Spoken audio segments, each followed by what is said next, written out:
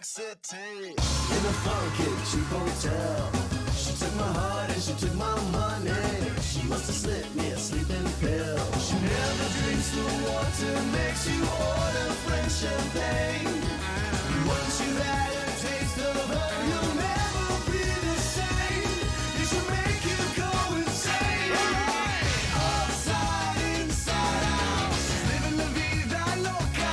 She'll push and pull you down, living la vida loca. Her lips are devil red and her skin's the color mocha. She will wear you out, living la vida loca. Living la vida loca. She's living la vida loca.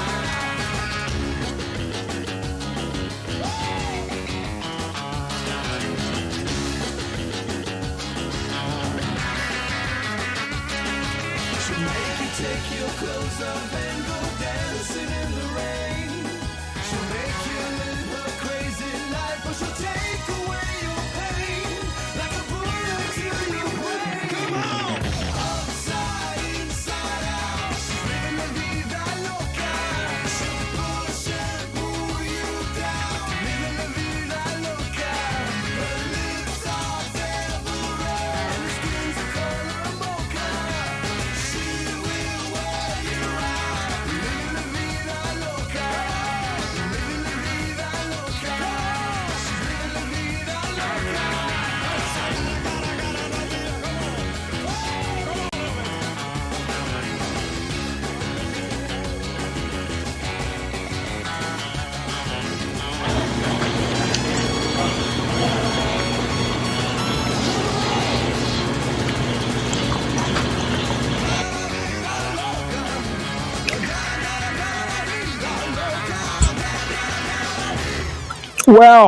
Well, that, of course, Phil Collins singing Sussudio. Welcome to the show. Welcome to Gabbin and the Games. Good to see everybody. One moment while I swallow my gum and get rid of this. Boom, it's gone. What's up, fellas and fletties? It's nice to see everybody. Welcome to the show. Now, hang on. There's the text. Okay. Before we get the show started, I want to tell you condolences go out to one of our chatters, Stockton Crush. Sounds like his papa left us today. A bunch of us have gone through that. I feel bad about that. It's a rough road to hoe, but you'll be all right. I mean, assuming, most people are. You get over it, and then you just have really good memories. But it sucks, and I'm sorry you're going through it. And I hope your dad is in if not a better place, at least not in any pain. Sorry about that, buddy. Now, all right, here we go. So welcome to the show. This is Gabbin and Games. We talk about video games, and we talk about pretty much video games. That's it. I do want to let you know we have a goal tonight. Hello, Anna G, our wonderful mod. Carlos says he's glad I'm not involved with the God of War trilogy. Well, fuck you, Carlos. Give a shit what you're glad about, you son of a bitch. What do you mean? Look, listen, let's be clear, my dear friend. If it turned out that I was involved in the God of War trilogy and you wanted it to stay the way it is, oh, absolutely 100%. You should be thrilled I'm not involved, because I would not be doing it the way they're doing it. Not even close, not even close. And if I didn't mention it, not even close. So that's fair. That's fair. It's fair to have your opinion. It's fair to have your preferences. I very much appreciate it. Would you have approved of the cube? No, I would not. I would have. Look, I don't know how they're going to execute it yet. But what I've said is the idea of a shape-shifting companion character that can sometimes form into a cube, or sometimes form into another human, or that can form into some kind of airtight helmet and wrap around someone's fucking head and suffocate them. I think there's a lot, and also the platforming. I think there's a lot of cool stuff that they can do with it. I just think the way that they have presented the cube and called it Frank and spelled Frank the way they're spelling it, put the sword in the cube with the little banners, it's fucking stupid. It's fucking stupid. But hey, that's my opinion, but maybe it'll be great. I don't fucking know. Seeing the fucking cube slide and slither around the map, helping you attack it looks so stupid, says KP. You know, I mean, I you know, they're not gonna, if it stays stupid, they'll fix it. I don't know. Honestly, I have no fucking clue, but I wouldn't have done it. That's for goddamn sure. That doesn't mean I would not have put a shape-shifting character in. I think that could have been cool. Okay. Yeah, again, we'll see where it goes. Okay. It's funny that they hired an actor to play the cube. Yeah, they ran out of budget. They just left the cube in. It was just an art asset, and it's like, well, just fucking put a square in there. We'll be good to go. If you want to call into the show, the link is up top or down below in the YouTube chat. I also want to let you know we have a goal for this evening. If we get 56 members today, we will we'll do a horror movie. We'll do a horror movie in the Discord for members. So we need 56 members today, gifted or upgraded, and or just one that you buy for yourself. And we will go to the movies tonight together, starting at 7:30 p.m. PST. Okay. Why am I not getting? Let me just put this over here. This chat is faster than the chat that comes through. Obsession comes out tomorrow. That movie comes out tomorrow. Okay, let me pull this down so I can see you guys chat easier. Okay. Am I watching Edge Runners? Probably not. I haven't watched the first one, the Cyberpunk thing on Netflix. I hear it was great, though. Absolutely fantastic. If God of War was like Far Cry and went to different settings, like I saw you mentioned in Egypt, I imagine it will be doing that, but I honestly don't know.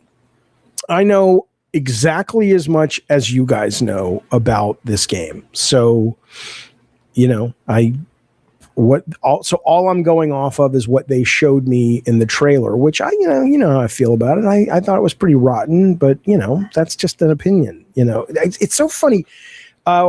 People will say to me in the comments a lot, it's like, well, Jaffe, you know, why are you so angry? Let it go. You're not part of the team anymore and all that. And I'm like, I know, but it's so weird to me that it's like, okay, so everybody else gets to have an opinion and they get to make YouTube videos and they get to post things and everybody else gets to have an opinion about God of War. But me, one of the key guys that created the whole franchise, I can't say anything about it.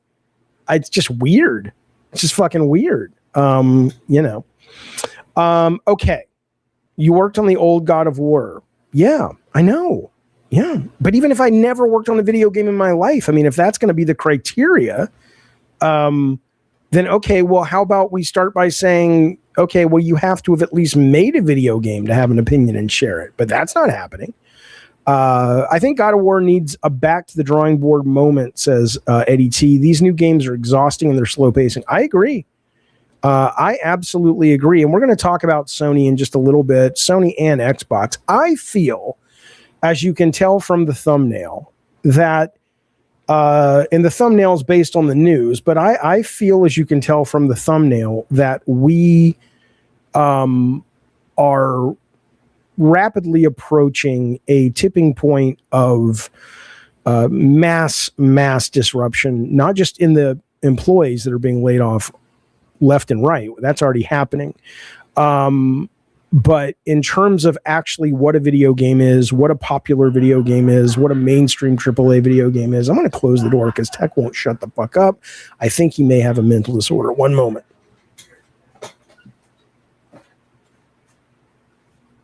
God damn. God damn. Baby Jane Doe. Now look. Okay. Hello, Bashful Riot. Good to see you, buddy.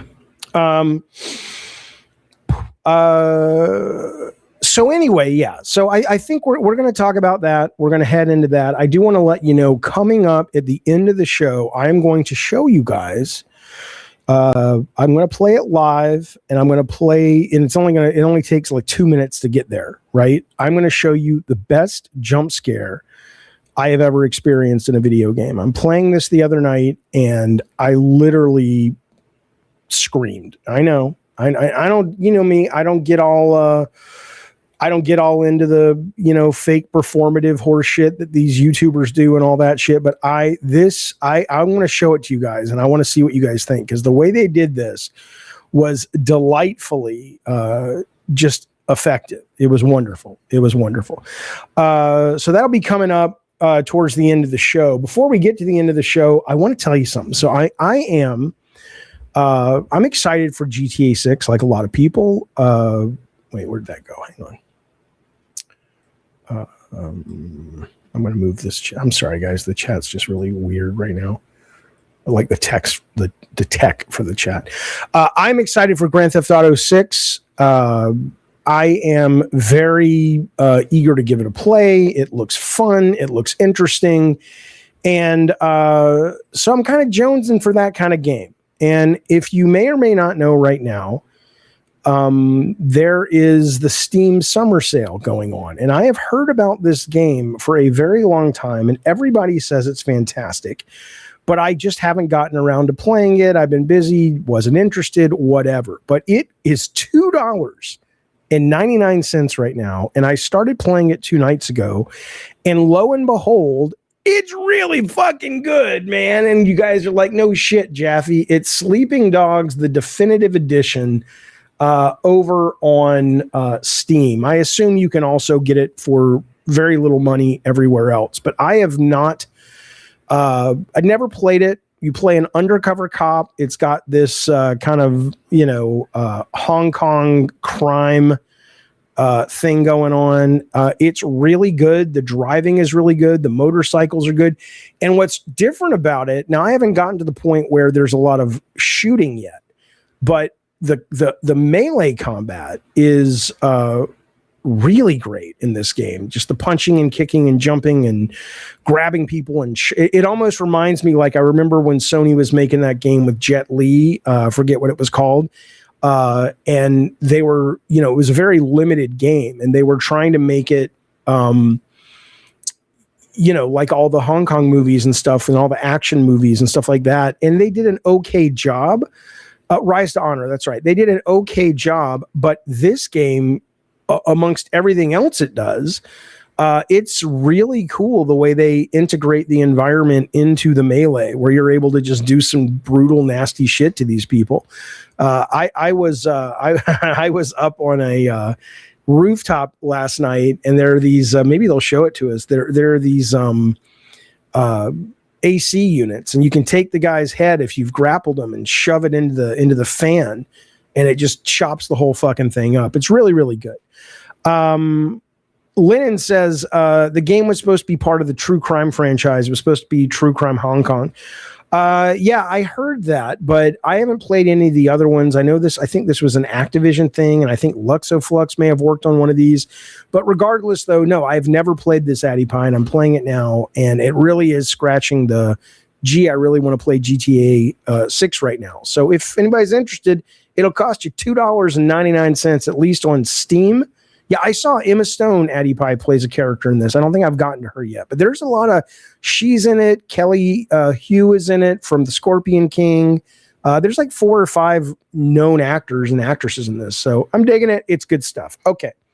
I wanted to let you know that. Okay, so Carlos says you can get it for dirt cheap on the console as well. Okay, cool. All right, excellent.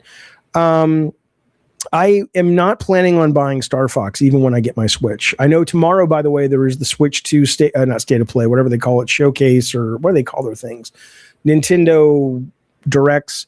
And they'll be focusing a lot tomorrow on Splatoon Raiders. I'm going to kind of let that determine if I want to pick up a Switch this week or not.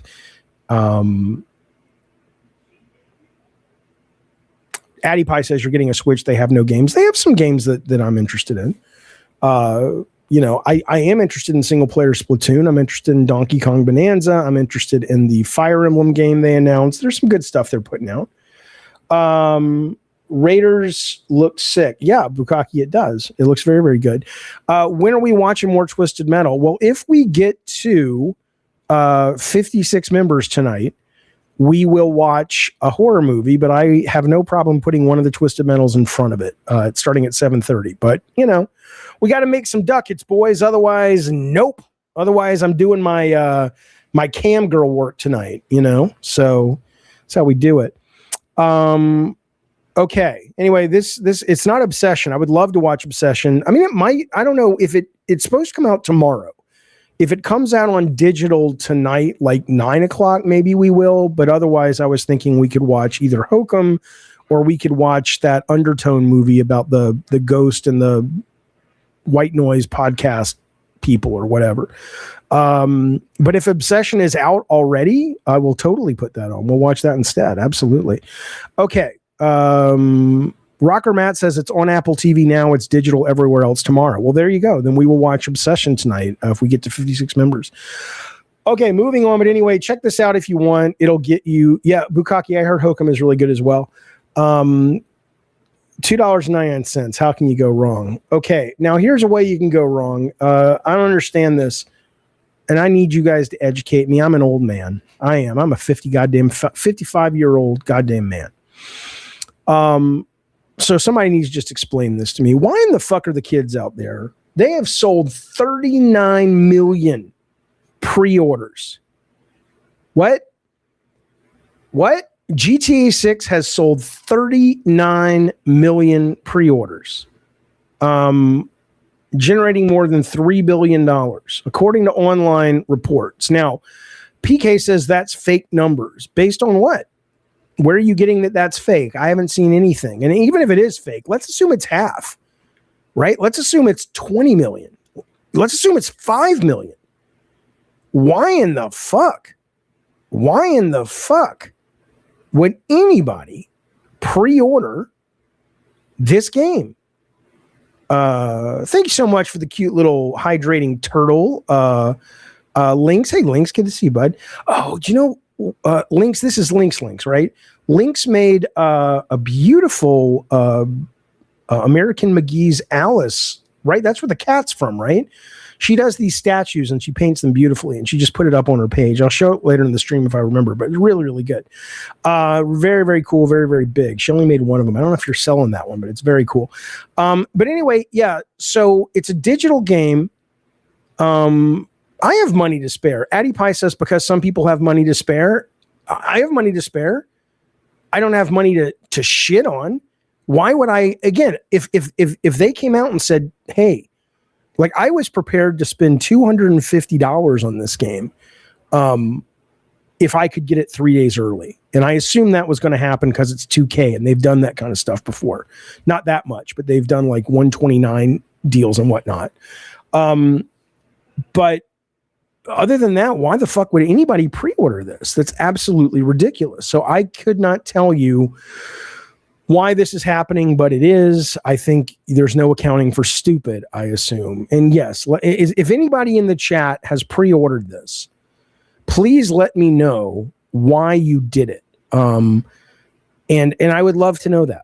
I would absolutely love to know that. Rocker Matt says, yeah, if you pre-order it, you get to download it a week early. Right. Sure.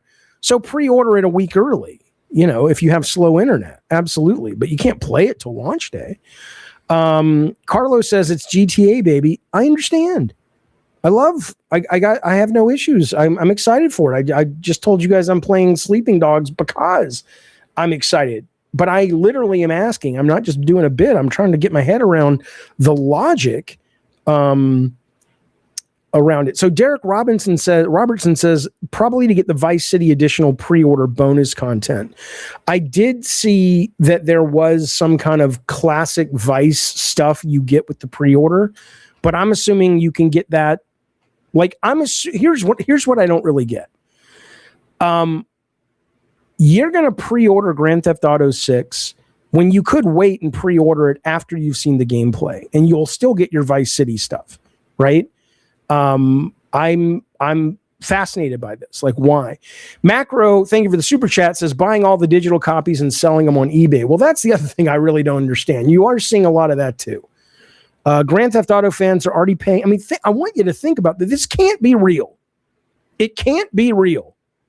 Grand Theft Auto fans are already paying above retail price to pre-order the game through eBay, despite there being no shortage of copies to buy directly. GTA pre-orders officially open on the 25th of June. Rockstar, you know what happened, what it cost, all that. Rockstar confirmed the digital preloading on November 12th. Even the physical edition is not a disc, it's a code. And there are people going, oh, I'm going to go to eBay and get myself I don't understand how this is real.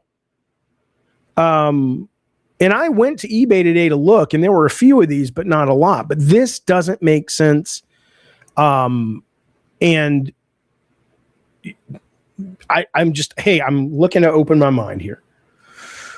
If you can educate me on why people are behaving this way, I sure would love to know. Maybe that's why I don't make video games anymore, because I don't understand the market. It would never occur to me. Prince Green says people have been waiting 13 years. Cool. That's exciting. I'm excited for them to play the game. That doesn't mean you take your money and wipe your ass with it and flush it down the toilet, does it? I just don't understand. There's nothing these people get from this behavior, Prince Green, that I'm not going to get the day the game comes out. So I'm confused. PK maybe it is as simple as this, but if Prince Green did it, I don't think Prince Green is stupid at all. I've talked to him before, but PK says Jaffe doesn't understand there's a lot of stupid people nowadays. I mean, maybe there are, but that doesn't make any goddamn sense. Father Alex says, Jaffe, they say if you pre-order the Ultimate, it gives you 2 missions. And if you don't pre-order, the 2 missions and pre-order bonus locations might never be available in the future. Yeah, but it will. But it absolutely will. 1,000%. 1,000% it will. And even if it won't, I mean, you're still going to... Okay, that's fair, though. If they've said that, and if you can point, and you don't have to, but if you can point to where they've said that, that is fair. If you can say, if they're not going to give me the tattoo shop and the off-road buggy and the safe house, and they're not going to give me the Vice City stuff as a separate thing, then sure, pre-order it. Why not? I get that. But I haven't heard them say that. But all right, listen to this. Anna G, thank you so much for the gifted membership. That brings us to 55 we need to watch Obsession tonight over in the Discord. Thank you, buddy, for that. And that goes to our pal Links. And then check it out. Awesome Tatum has sent a gift membership that goes to Mikey Adams of the Cincinnati Adams. Thank you so much, Awesome Tatum. Now we need 54. Thank you for the super chat, Carlos. People want the GTA box just like the God of War cube. Maybe it's true. Maybe it's absolutely true. Okay. I would like to see some goddamn gameplay, though. I really, really, really would. You wish you could join. You have joined. You've got a free gift membership. So now if we watch it tonight, we'll be able to, you'll be able to watch it with us in the Discord. Okay. Now, oh, I see what you mean. You wish you could join. That whole thing is bullshit. I got to figure that out. That doesn't seem right, but we'll talk about it later. Listen, let's move on. So, the other thing, I just think this is funny because, fuck retail. I know that is just because I'm coming at it from my position, but I always hated when I worked in the video game industry. I didn't hate the individual people that worked at GameStop, but I always hated their policies and hated how they wouldn't play ball with publishers. And I like seeing them get their comeuppance. And Polygon has an article out today saying GTA 6 is shaping up to be a disaster for those retailers. I say good. One guy wrote on Reddit who works there, we ended a day that I fully expected to be flooded with 500 pre-orders, but we ended that day with 5. Another guy wrote, our store is at 11. Our store goal is 200. Every customer I had today, says another, walked away when I informed them it was a download code. And basically the Ultimate Edition did not contain a disc. I don't fucking blame him.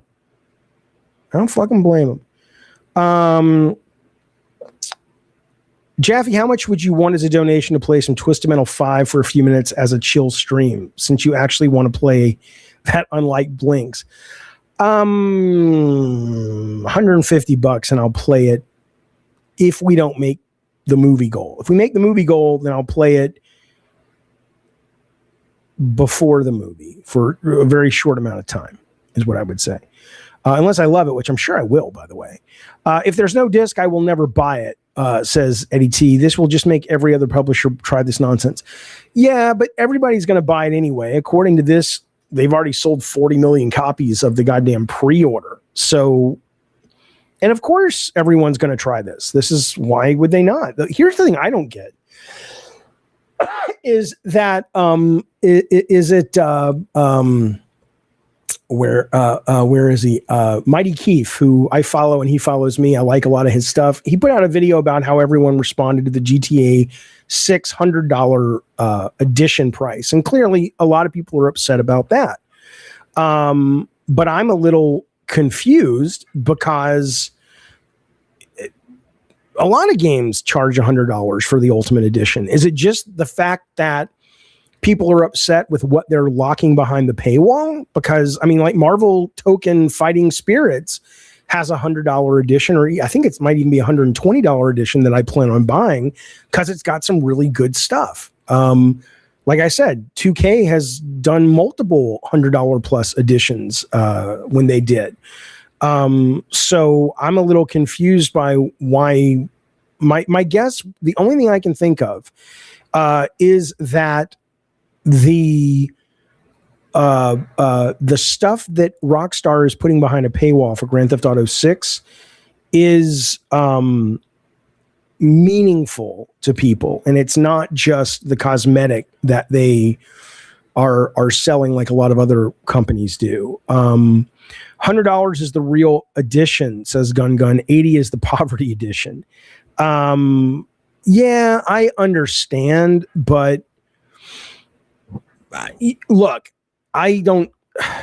Okay, so then I guess that's the answer. The answer is that yes, they have sold the audience on the idea that the version of the game for $80 compared to what you get for $100, they just put some good stuff behind the paywall, and that's why people are upset. Because I don't hear people getting upset about here, I'll show you Marvel Token Fighting Souls, what is it, Ultimate Edition? Check this out. The Ultimate Edition, let's see, hang on, I'll tell you what it cost. But there's more editions than just this one. Here we go. Okay, so the Ultimate Edition is $100. No one seems to be bitching about the Ultimate Edition, so I'm not entirely sure why. And all they have in there is cosmetics. Maybe if people would be upset if it had a character that was going to be forevermore locked. Like you couldn't play, I don't fucking know, Captain Marvel or Iron Man if you never got the Ultimate Edition. That could probably do it. Maybe that's why it's not generating the same level of people being pissed off. But I want a lot of this. There's new characters and stages. I love these new costumes, the classic costumes. I love the chromatic unlocks and shit like that. But we'll be talking a little bit about this game in a little bit in the show. As it relates to Grand Theft Auto,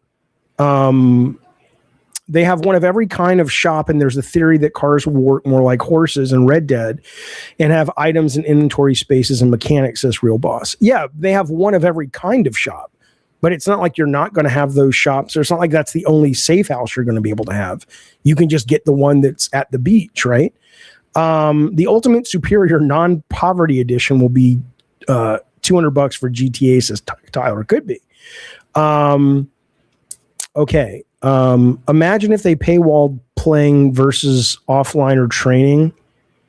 I don't think that's the equivalent. Aaron says, imagine if this game, Tokon, paywalled playing versus offline.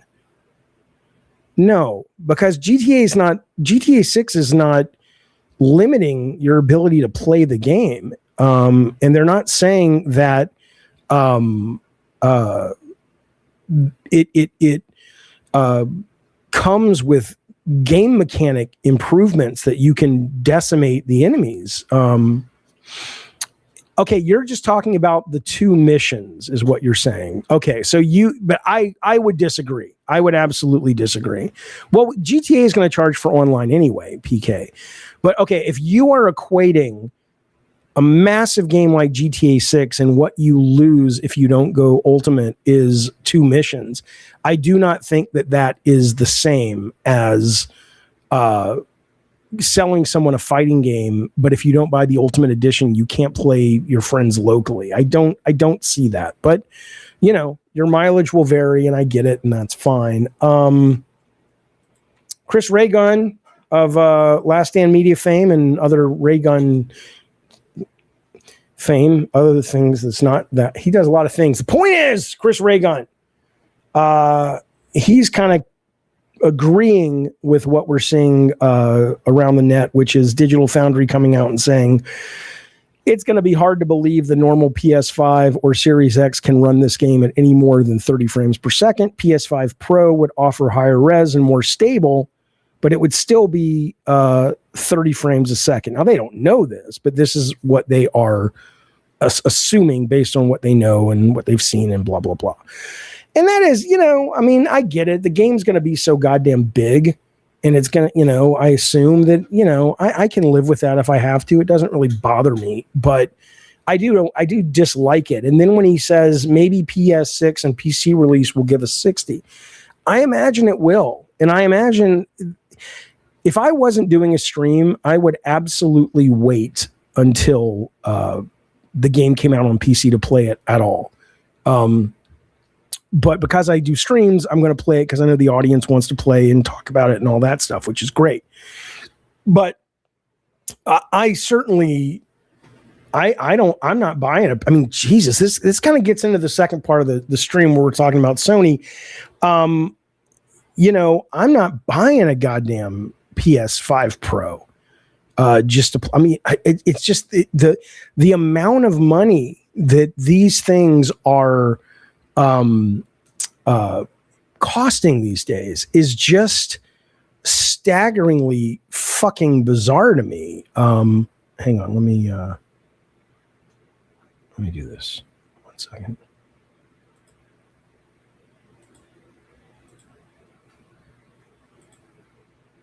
How do I get rid of that? 1 sec. You are screen sharing. I know. You're not the boss of me. There we go. What they're charging is absolutely cuckoo for Cocoa Puffs for these things. I do not understand how they think that this is going to work. And so, yes, a PS5 Pro is going to let you play it better, but I'll tell you, they have to assume that most people are not going to be playing Grand Theft Auto 5 on a PS5 Pro. My assumption is they know that the vast majority of people are playing this on a PS5 base.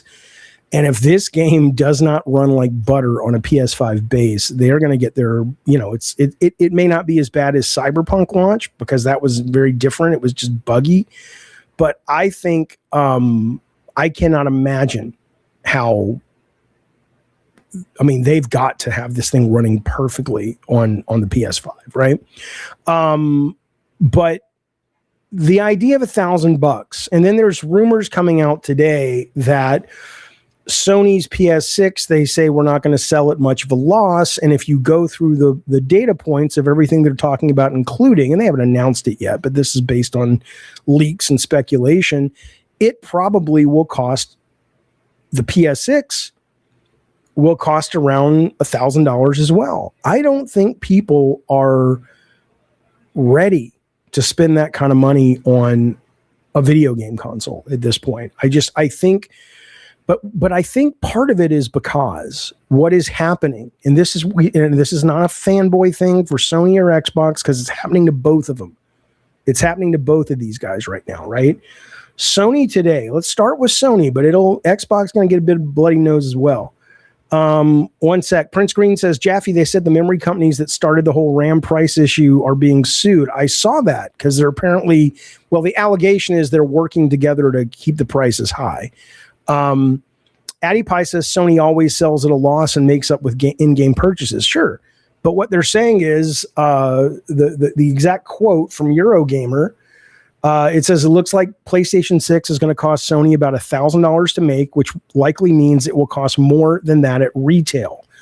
If a new leak from an industry insider is to be believed, Kepler L2, who has a long-standing track record when it comes to revealing hardware plans from AMD ahead of time, has updated their estimate manufacturing cost for the PS6.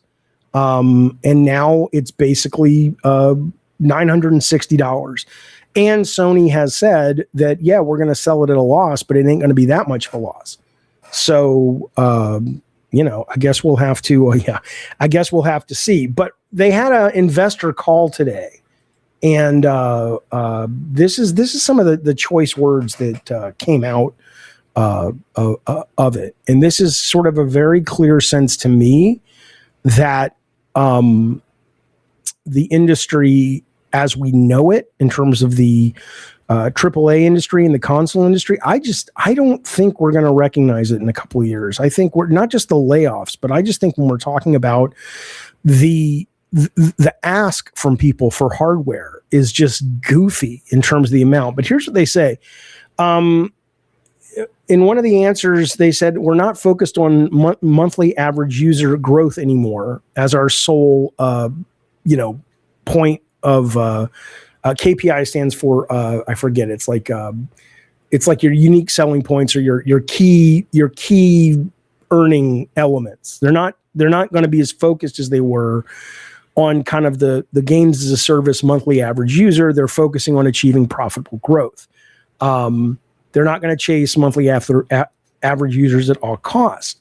And which is great, but it reminds me a little bit of what Microsoft is doing, which is they have this, it's like they've all kind of dipped their toe into the deep waters of games as a service or Game Pass or Xbox S, Xbox X. They were all trying to sort of wrangle this crazy new landscape of console gaming.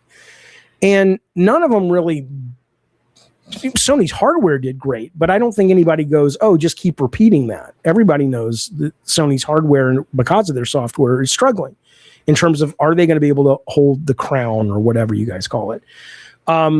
So now it seems like they're going, okay, let's just go back to what works. We're going to go with exclusives. We're not going to put stuff on PC.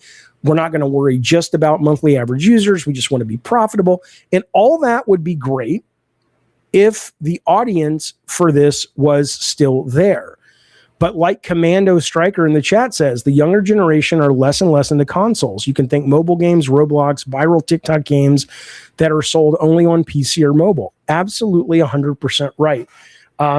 They asked the PlayStation, I don't know who was speaking. It may have been the head of PlayStation. I don't know how to say his name. He says, the question was, how can you bring back PlayStation platform users who migrated to gaming PCs during the COVID period? The answer was this. PlayStation has long been strongly associated with the idea of playing in the living room. This is a ridiculous quote. Maybe it's a translation issue. However, in recent years, more users globally have been using personal monitors. In response, we are selling peripherals such as monitors and speakers to break away from the perception that PlayStation equals the living room and to broaden usage scenarios. What? So what you're saying, I mean, how dumb. So you think the reason people are migrating away from the PS5 is that they just want to play on their personal monitor? No. Go get a PC or a Steam box or whatever, even though Steam box is expensive too, but at least with the Steam box, you can do a lot more with it, play a lot more games. But in this same meeting, they said that they're going to have at least one major tentpole title each year to support the holiday season. That's still their thing. So you want me to pay $1,000 and then buy a monitor, and I'm only going to get one exclusive game a year when I can go to PC and play all this other shit? Are you out of your, ain't nobody got time for that. Are you out of your goddamn mind? I would say. But they act like they can go back to what was working before. They act like they can go back to, it's like, oh no, we'll just make great first party games and we'll be great for third party and nothing has changed. The ground has shifted underneath their fucking feet, man. And it's like they just don't see it, or maybe they do see it. What are they going to do? Admit that? But no, the PC is definitely exclusive central these days, says Cyclone. Yeah. Okay. Yeah, and then Wayne says, not to mention, then you got to pay PS Plus for online play. So PS Plus, a monitor, the PS6, PS5 Pro, PS6, and you should be grateful that you get one fucking tentpole game a year. Go fuck yourself. But then again, PK says people keep on buying the box because it says PlayStation and they can get away with it for now. But you're not wrong when you've got people so stupid they're out there pre-ordering 40 million copies of Grand Theft Auto that it's a digital game. You don't need to pre-order the goddamn thing. What are you fucking doing? I'm going to play you some stuff in a minute that's going to warm your heart about PlayStation, though, because I did see a clip with something about PlayStation that made me just so happy, and it was just so, as the kids say, wholesome. But I want to deal with Xbox first, if I may. This was Matt Piscatella, the analyst or whatever.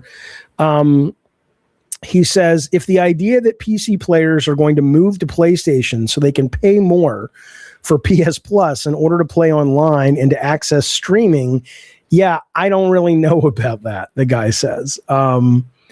It's fucking true. It's absolutely true.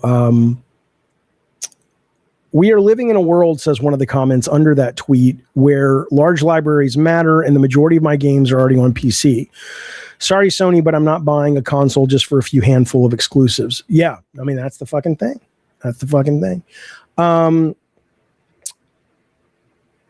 K. Butler, Kevin Butler returns. People thought he was real. I couldn't believe it. Anyway, I play a lot of PS5 games on a monitor in my office. The kids and wife take over the living room and basement TVs. Yeah, I do as well. But I'm just saying that his point, though, is that they feel there's value in establishing that PlayStation is not just a console for your TV. It's for your office. It can be next to your computer or whatever. And if you have a computer, why do you even fucking need that for one exclusive, one tentpole that you may not even like? Eddie T's been a member. Thank you so much for so goddamn long. It means a great deal to me, buddy. 68 months. He says, Jeffy, how does Herman Holt still have a job? I don't know, man. It's been a disaster with him and his push for live service. Concord Marathon, Bungie on the verge of shutting down. Well, I know that the live service push came from Jim Ryan, and anyone would push for live service. If I ran PlayStation, I would push for live service. I would do it very differently than what they're doing. But I would absolutely push for live service, and they should. But Herman has dropped, what do you drop? Balls? You're juggling balls. Hey, David Seeger, thank you so much for the gift. I appreciate it, buddy. Thank you for the high five. He has made enough mistakes that there's no reason on earth he should be there, other than the fact that it would be too disruptive at the moment to replace the guy is what I would say. Yeah, he can get a little bit of freedom away from the executioner by saying a lot of this I inherited from Jim Ryan, and I'm sure that's true. But I don't know.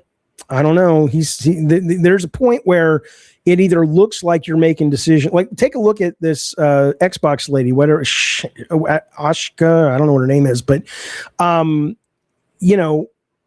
she inherited a lot of shit from Phil Spencer, but she's almost immediately making it clear whether it works or not, she's trying to fix it. So if Herman really was like, dude, I inherited a shit sandwich, cool.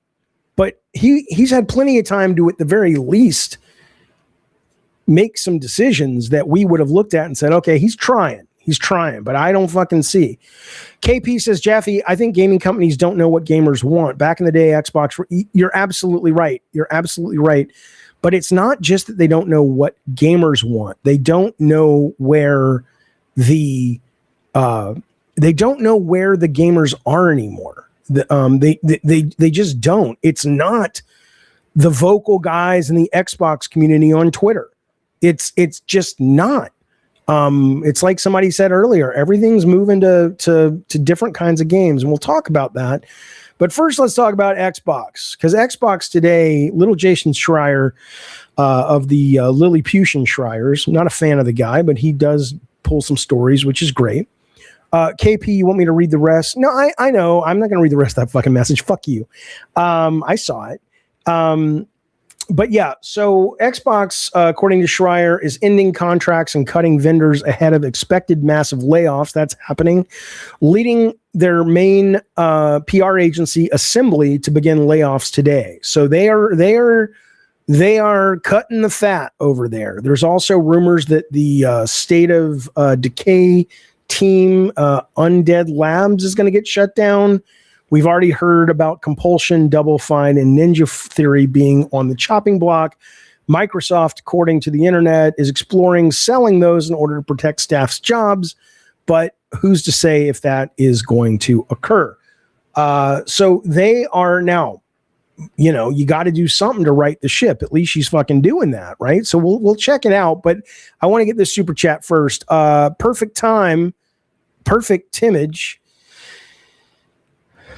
Perfect Image. Thank you so much for the very generous super chat. He says, look, I've been buying PS consoles for a long time. I never cared for first party until Ghost 1 and 2. Oh, Tsushima. Most games I played is third party like 007, first party Mafia Old Country. As for GTA 6, people that care for physical, we are minority now, day one. Yeah, I love, by the way, Ghost Tsushima 1 and 2 Sony first party in the PS5 era has put out some really good games. Not as many as they needed to. And a lot of the ones that were great didn't sell well. Returnal was great. Ratchet & Clank Rift Apart was great. Ghost Tsushima 1 and 2 I thought were great. Spider-Man Miles Morales was fucking great. And there's a couple others. But a lot of their stuff has not connected like it used to, for absolute sure. Eddie T says some of those Xbox teams have done nothing for a decade. State of Decay devs being shut down is understandable. Right. I get it. I mean, they got to stop the bleeding. I mean, out of all of these companies that they are considering shutting down, I'll bring them up so you guys can see what I'm looking at. Hang on. Out of all of the companies that these guys are considering, Undead Labs makes sense to say goodbye. Double Fine does not. If they go to Double Fine, and maybe Double Fine's not interested, if they go to Double Fine and say, we want you guys to continue to be your weird, wacky selves, but could you infuse every title now with 50% more commercial mentality? So still be quirky, be weird, but try to make things that sell for your audience, is what I would say. That I would keep, because their games don't cost a lot. And their games would sell if it wasn't for them only allowing artistry to be what leads them. They need a better blend of commercial and artistry. Unless Schaefer's like, I don't want to do that. And I don't have to do that. Like, they made this game Keeper last year where you play a lighthouse, one of my favorite games of last year, but nobody fucking played that game. Nobody fucking played that game, even though it was phenomenal. Excellent fucking game. Compulsion games and Ninja Theory, this is the problem, man, with this. They are, unless there's stuff that they haven't released and they're like, their code is spaghetti and it's crap, both of these studios are wonderful at execution. Before you totally throw these people to the wind in terms of Compulsion and Ninja Theory, hire someone who has commercial sensibilities and have them lead the teams creatively. It is an absolute ridiculous thing that you're going to take. I felt the same way about Sony when they shut down the team for Concord. You're going to take Compulsion games that, even though it was not a good game in terms of a commercial success, South of Midnight was a beautifully made game, beautifully executed game. That team knows how to make that kind of game, and that is one of the most popular genres on console, third-person action adventure. They don't have that really on Xbox.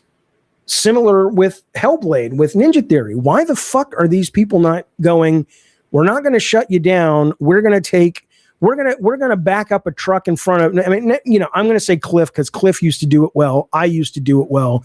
There are probably much better people that could do it these days. But let's just assume because Cliff comes to mind because he was always good at generating IP. Put somebody in there that is your creative director, and everything else stays the same. And don't greenlight anything until marketing says we can sell that. And that's why the fucking Gears is working.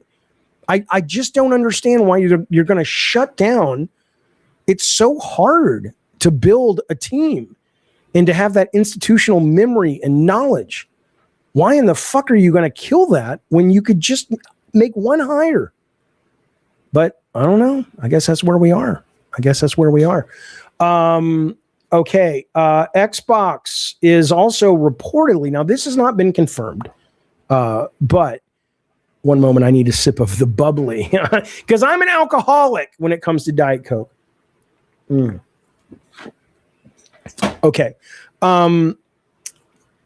They're reportedly, now I don't think this, a lot of people like, what's that guy, Dreamcast guy and stuff, people have put up posts in titles saying Game Pass dead. Maybe it is, but this has not been confirmed. And I think what is more likely, there are a number of rumors at certain developer conferences and stuff that Xbox has stopped signing new games to Game Pass from third-party developers. But I don't think that means Game Pass is dying. I agree with this article in Eurogamer where it's more about, and I really hate this. It reminds me of the guy who is the mayor now of New York, Mindam, whatever. And he was yelling at Cuomo for like, dude, my name's not that hard to say.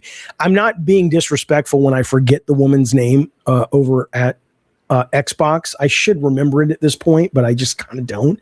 Let me see. It's got to be in this article. Asha. I think because I'm always not wanting to mix her up with Asuka from WWE. But anyway, the point is though, is I think it's more likely, like this guy says, Robert Percheese, that she is going, I don't know what I want to do with Game Pass yet. And so let's just hit the brakes for a minute. We're not going to sign any new deals at the moment, other than the stuff that we've already got in the hopper, and just give us a couple more months to figure out where Game Pass fits. They've already said Call of Duty is not going to be on it. It's clear they're looking at some kind of a shift, but I don't believe that they're just going to kill it. It doesn't make any fucking sense, but who's to say? Victor says, apparently Asha is not a gamer and has no idea about good games or how to go about things. Yeah, but I don't think that's necessarily a bad thing. Look at Strauss Zelnick. Strauss Zelnick says, dude, I don't play games. The guy who runs 2K, he's like, I have people that do that. I'm good at selling widgets. You could go to Strauss Zelnick and you could say, I need you to sell Cheerios, Strauss, and we're going to pay you 10 times what you get at Rockstar. Not that he would. And he could sell Cheerios. He might need about a month or two to get his sea legs, but he'd figure it out. He's good at business. She clearly has built a reputation for being good at business. And I don't think she has to be a hardcore gamer to know how to actually run the business. Listen to this. Michael Smith, thank you for the super chat. He says, can you explain what benefit it is to Microsoft to shut down Undead Labs when game is done? Why not just release the game and then close the studio? Well, okay, we don't know if the game is done, right? We have no idea where that game is. And we've already learned that Undead Studios and Ninja Theory, those games that they showed at the showcase, State of Decay 3 and whatever, the new Senua game, we've already learned that they knew they were going to shutter or at least seriously consider getting rid of these studios when they showed those. And those people are saying that was because they were trying to build up some excitement from other publishers to maybe come in and buy those companies. But my guess is that game is not close to being done. Or if it is, it's maybe just an alpha. And they probably have another year to go on that game. So, but if you're right, I would agree with you. If you're saying, no, it's only got 2 months left. Yeah, you're absolutely right. My question for Xbox says Perfect Image and PS is it the type of genre that they push doesn't speak to the majority. Like this gen is a lot of sci-fi horror. I don't see an FBI or a detective game like Heavy Rain. That was a good game. I don't know specifically about theme of the games you're talking about in terms of how much that is accurate, but I do know that the worm has turned. Okay. This again, I'm not saying that somebody who buys a console, I want you to hear this, because when I say something like this, people get upset with me, but I don't think they're really listening to what I'm saying. Let me read the article or give you the headline first, and I'll explain how it has to do with PlayStation and Xbox. Steam hit Mecha Chameleon was made with just 2 people in 2 months. It's $6. It is now sold over 10 million copies with 0 marketing. Now that's lightning in a bottle, but every month there's lightning in a bottle, right? So it's not like it's so lightning in a bottle that you have to get the next fortnight. Okay. Mecha Chameleon, if you don't know, is it's kind of cool. I haven't played it, but I've seen the trailers. It's this thing where, you basically, it's like a hide and seek game, but you have this little white clay guy and you can paint him different colors so he blends in like camouflage or anything. So that's cool, right? But the reason I bring this up, though, is not to say that the people who go out and buy a PS6 and love their graphics and all that want to play a game like this. I get it. Most of them don't. But what I'm trying to communicate is that the number of people that are playing video games because they want the cinematic stuff and they want the best graphics and the best sound and all of that shit, that number is no longer what it used to be, because as we've talked about, and somebody said earlier, the demographics are shifting, and now kids are coming up playing this. They're coming up playing the back rooms, which is why a big reason, not the only reason, but a big reason why that movie is just yesterday was moved into the number 9th top grossing horror film of all time. And it's just, everybody always used to say Game Pass is not sustainable. The console market is not sustainable with the kind of games that they're making. I'm not saying don't make AAA games from time to time. Don't not make one a year, whatever. But when your audience shows up for a game, these guys made let's see, if you don't, I don't know what Steam gets 30%, but let's just do the simple math, right? So they've made about $60 million for 2 months of work. Now I understand that that's not the kind of money Sony wants, but you know, I'm sure it'll make more. And if you, I'd rather see Sony throw in their hat in rings like this. Now, I don't know. I that's why I was excited about the Steam Deck.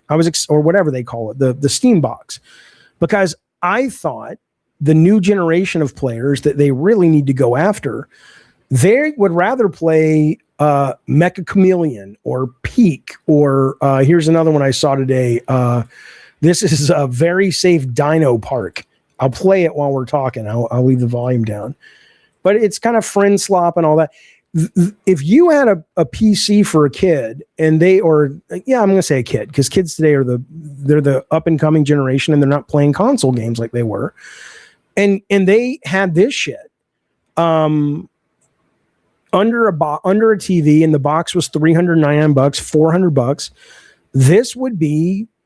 This would move. This would be something worth playing.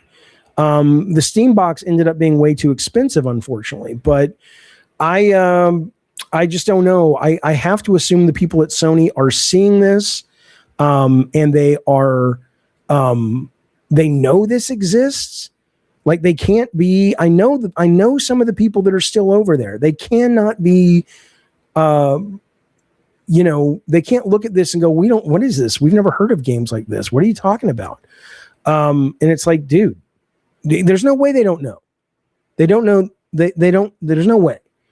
PK says, but this looks fun, by the way. I am much more interested in playing this game, and I'm trying to get in the beta or the test or whatever, than I am in playing, not all AAA. I want to play some AAA games. I'm excited about some, but You know, a lot of them know. Sony's just hoping they get one live service game like a Roblox. That's all it takes, says PK. I understand the gamble. I understand the gamble too, but Roblox is an ugly looking game. Roblox doesn't cost a lot. It doesn't make a lot of money either right now, but they're in that building phase, I suppose. Who knows? Maybe these kids grow up and end up loving consoles later in life if consoles are still around, says KP. I don't think we're seeing that. I really, really don't think we're seeing that. I think what we are seeing is our generation, a little younger, a little older, well, not older, but younger than me, but, you know, stopping at about 35 or maybe 29, whatever.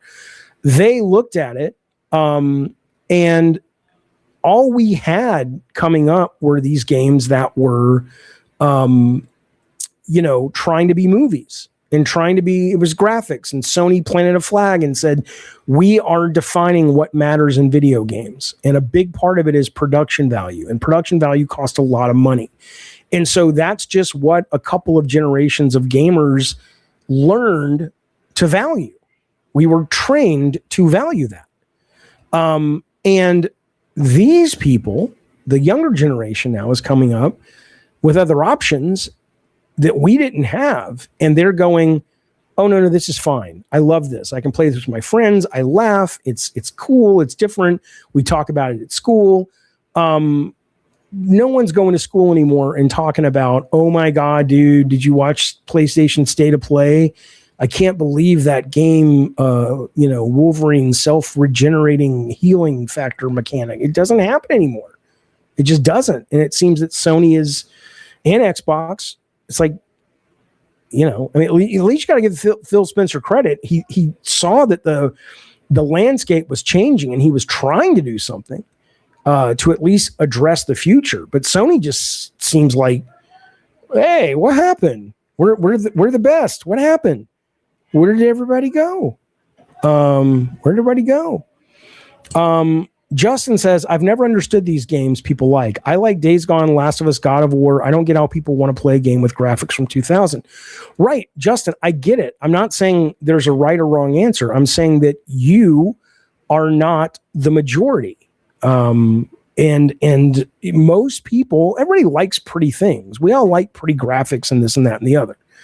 But they don't really matter to the game, ultimately. What really matters to most people is I'm having fun with this. That's what matters. Yeah, Sony going to games like this is going backwards, says Lennon. It's not, though. This is what you don't get. Games are not production value. Games are games. And this is possibly one of the reasons after God of War 1, I kind of walked away and said, I don't want to make games like that anymore. I only was doing games after, and they weren't very successful because I wasn't very good at it. But I only did games then that were mechanics based because I knew that was the pure connection to the medium. But they're not movies. They're fucking not movies. And if people want that, they'll just go watch a movie. And what Sony has kind of dropped the ball on is really building up a great stable of gameplay creators that understand fun. I'm having more fun playing Ultros on Steam right now, says KP. Ultros is a good game, Metroidvania, very trippy and strange. You don't even need drugs for it. You're already on drugs when you play it because it's crazy. They're a sure thing with their single-player games. I don't know if that is true anymore. I think that's starting to also...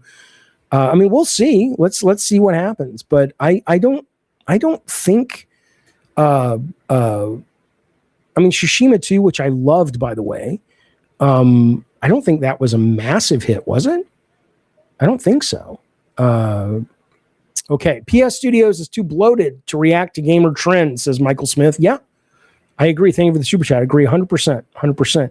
I also agree with Anna. If you guys want to watch Obsession tonight in the Discord, we are 54 members away. That ain't too much. We've done that before to get the goal met, which means we will go in there and we will watch ourselves a little bit of Obsession and either play about 15 minutes of the new Twisted Metal 5 fan game or watch one of the episodes of the Twisted Metal TV series. Okay.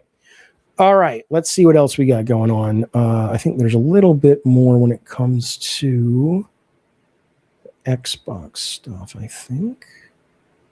No, we're done with that. Now I need advice. I already know what Bukaki says because he's like, Jaffe, you're too old to play fighting games. I know. And I need to make a call on this. They put a new trailer out in association with AAA.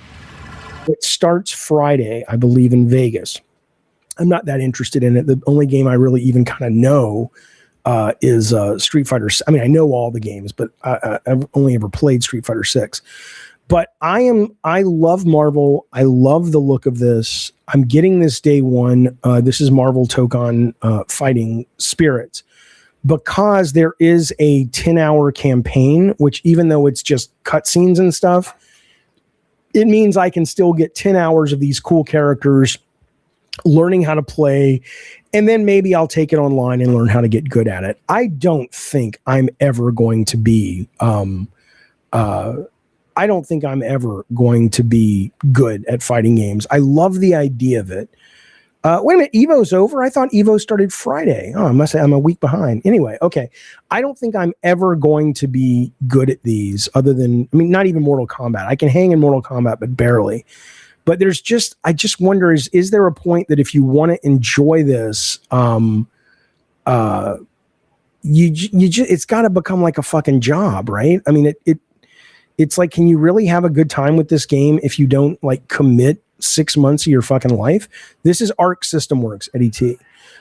Again, I'm getting it anyway because I want the single player just to play the characters, and I assume the single player lets you go through all the characters, all the rosters. Look at Green Goblin, and look how cool this game looks, man. This game looks so cool. Now, this is a PS5 and PC exclusive, so you got to give Sony credit for that. They just announced the final team this week, which has Ghost Rider, Deadpool. Who else? Is it Dr. Doom? No, that's not the new team. Hang on. This is not the new team. They just announced the new team. Let me bring that up. But I'm like, oh, maybe I'll buy the new stick. The official PlayStation blog put this out, the Flex Strike wireless bite stick. But maybe I'll have to earn that, right? Maybe it'll be when if I actually play the game and do well enough, then I'll treat myself to a goddamn fight stick is what I'll do.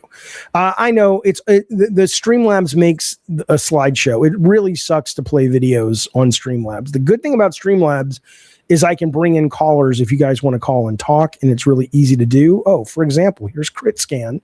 Let's bring in Crit Scan. Crit Scan, it's Jaffe. What's going on, buddy? Hola. He went away. But anyway, it does make it harder to look at the visuals. So I'm sorry about that with the animation. How do I enjoy this game without a joystick? I don't know. I haven't played it yet. Bukaki says you ain't getting no fight stick. I probably won't. I felt the same way about Street Fighter 6. I loved the lobby idea. I love that they were making it simpler, and I got it, and it didn't really have a campaign, and I got it, and I was just kind of like, I don't want to invest the time. But because there is the single player campaign that seems at least like 10 hours of a cool Marvel story with cool characters, I'm willing to do it. Yeah, Prince Green says don't do it, Jaffe, but I guess if you want to play as the characters, that's the main reason. If this was not Marvel, I wouldn't do it. But I love the way these characters look and look like they control and stuff. Carlos, thank you for the super chat. Says Jaffe, Tokon battle system is mostly auto combos, so you hit the face button 3 times and it does a combo. Okay, but I'm assuming because it's Arc Systems, a lot of people feel that that this is going to be a robust competitive fighter, right? So again, I know that Super Smash does Evo and competitive and everything as well, but my assumption is that this is going to be seen as a competitive fighting game. Crit Scan, it's Jaffe. What's up? Are you there? Hey, you need to listen on headphones because I had to let you know. Big announcement. What's up? Wawa now has tacos. What has you again with this place? I don't know that place, right? It's like a fucking gas station, but I don't know it. We don't have them here. But thanks for calling in and letting me know. If I ever see one, I'll go in and go, oh, I know this is from CritScan. Wawa. You goddamn right. Okay. Okay. All right. Here's what we're going to do. I want to show you, well, I was going to talk, let me just talk to you about our sponsor. I was going to show you a video, but I'm not going to do that only because the streaming is really bad on Talk Studio, and I don't want you guys to have to suffer through a slideshow, and I don't want to make the amazing brand look bad. So let me just give you the pitch real quick, and then we're going to move on and talk about Yuva Bowl being back. We're going to talk about the new game Clutch. We got a special guest dropping by. It's going to be fun. Give me a second. Let me get some bubbly. Okay. Our show, my friends, is sponsored by the amazing gentlefolk over at Retro Game Treasure. Below this, about this video, you can find the link. If you enter Jaffe 10 when you check out, you'll get 10% off your first box. Now, why would I want a box? What do I want to do with this box? This little pixel beautiful box. Well, every month, these folks can talk about wanting the goddamn disc in the box. These guys know that for a lot of gamers, retro gaming was the best time. They will send you, going all the way back to the Atari, all the way up to the Xbox One, they will send you 3 to 5 retro games guaranteed to work every month for yours to keep. Here's the ones I got recently. I got Second Sight, which is delightful. It is so much fun. Oh, look, what's that? A color manual? You goddamn right. A color manual. Those were the days, boys. Those were the days. I got NASCAR Rumble, which is excellent. I got Lord of the Rings, Two Towers, which is excellent. I got Onimusha 3, which I'm playing right now, and I absolutely love it. These guys are the real deal. They guarantee the games work. Check them out. Enter Jaffe 10 if you want to start your collection or add to your collection. They don't send them purely random. They have a very robust system on their webpage. You can check it out when you go there. You tell them what consoles you have, what kind of games you like, what games you already own, what's on your wish list. And then you can type like, I'm really into horror, I'm really into this, really into that. And they will curate a box just for you. It's not like a box that everybody gets the same thing. It's just for you based on your likes, dislikes, wants, and needs. So check them out, Retro Game Treasure. They are the real deal. They are the knees bees. Boom. All right. Yeah, the Lord of the Ring game, White, is great. Really, really, really good. People tell me that game, the Return of the King, is actually better. And I have not played Return of the King, but I have played Two Towers, which is excellent. So, okay. I have games I'm fond of from back in the day, says Eternal, but I'm so glad games have evolved to have better storytelling, smoother gameplay, higher FPS, and general quality of life improvements. Yeah, I think the real difference is that you get more kind of jank with older games and whatnot, but you get more creativity. Like the idea, seriously, I want you to think about this. I mean, let's just take Second Sight. This ultimately, I guess you could say, is Control from Remedy, and that has a better story. But in some ways, I find a lot of the storytelling, it's overdone. It's too much. It's like, can I just get to the fucking game, right? And there were a lot more games that were able to take chances back then because of the budgets. And that's also what we're seeing on PC still, which is great, which is why I've really become a primarily PC gamer, basically. But that's, it's not for everybody. I get it. I appreciate it. Here's what is for everybody, though. You guys remember Yuva Bowl? Hating on Yuva Bowl is for everybody. Everybody can do it. Everybody can enjoy it. Perhaps everybody should. But before we get to the Yuva Bowl story, let me bring in my buddy Alien Eye Drops. What up, Alien? How you doing, bud?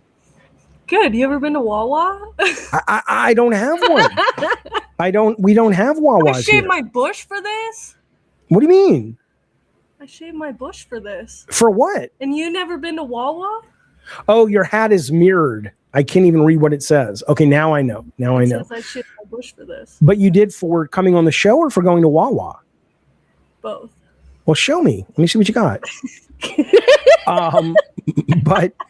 But yeah, but no, we don't. There she goes. We don't have any Wawas. We don't have any goddamn Wawas. East Coast. East Coast. Emily says, yeah, there was more jank, but they were complete and you got what you got. They literally crammed as much content as possible. They did. They tried. They sure did. Okay. I want to show you. Oh, God. I'm not going to. Last time. Oh, damn it. I came here for Alien. God damn it. What? Can I help you or no? He don't know. Now, listen. Yuva Bowl. I just want to let you know this. Yuva Bowl, I think the deal is if you survive long enough, you just got to win sometimes. Yuva Bowl, if you don't remember, was the director that directed a lot of these terrible movies from video games, right? So, for example, he did The House of the Dead. He did Far Cry. He did something about the King. It was like a strategy PC game. Terrible budgets, terrible movies. One of the worst filmmakers ever. Blood Rain, that movie. But now he has, right now, the number one movie on Apple and the number one movie on Amazon. Because he is playing into whatever you feel about it. I don't have a dog in the fight. I don't know but there is a very right-wing mentality, and maybe it's correct, maybe it's not, I don't know, about the immigrant situation in Europe. And this is a movie that's about this guy, Armie Hammer, who plays a guy who takes justice into his own hands and runs around, and I think he kills a bunch of immigrant folks that are brown-skinned people in European locations. And obviously the critics don't like it. It only has 6 reviews, but you know how these movies go. 94%. This is this goddamn movie right here, 94%. That's the best review he's ever fucking gotten. So I don't plan on watching it, but it's out. It's available if you want to watch this. And what I will say, by the way, is the trailer for this movie was actually pretty good. And I remember going, did this guy learn how to go off and direct? But apparently, no, that's just a really well cut trailer. It is absolutely not a good movie. So I just wanted to let you know that so you don't miss out. I can't play you this. I'll play this on tomorrow's stream or the next day, because what I'll do is I'll wait until I'm on OBS and not. But Clutch, if you remember, Clutch was shown, I think, at Keeley's Summer Game Fest a couple of weeks ago, and it's from some of the guys who broke off from the guys who make Forza Horizon, and YouTube has like a hour of gameplay with the developers, and I haven't watched it all, but I was surprised how interested I am in this game Clutch, because it's not just like, I'll give you what they show in the very beginning. You open playing this kid, and his sister is there, and he's sitting in a car from his social worker, and they've just gotten kicked out of another like foster home. And so the social worker goes back inside to try to take care of it, and the little kid steals the car, and now you're driving the social worker's car, right?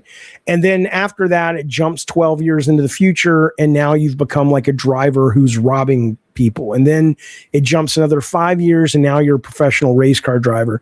And you play his sister, who does more of the off-road driving. And I'm not saying it's going to be a great game, a bad game, an average game, but it looks like a lot of fun, and it's nice to see, what seems to be a good story integrated. It's certainly Need for Speed has done this.